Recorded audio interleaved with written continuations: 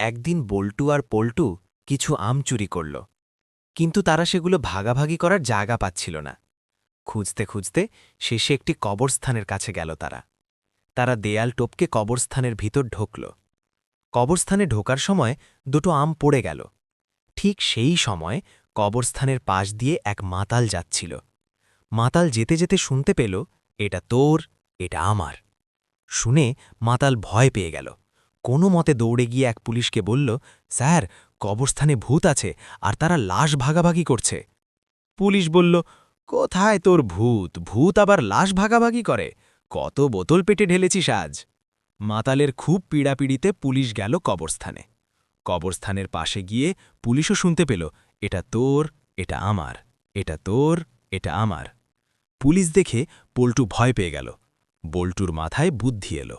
আর ঠিক সেই সময় বল্টু বলে উঠল, দেয়ালের ওই পাশের দুটানে কি করবি? ব্যাস, পুলিশ আর মাতাল অজ্ঞান।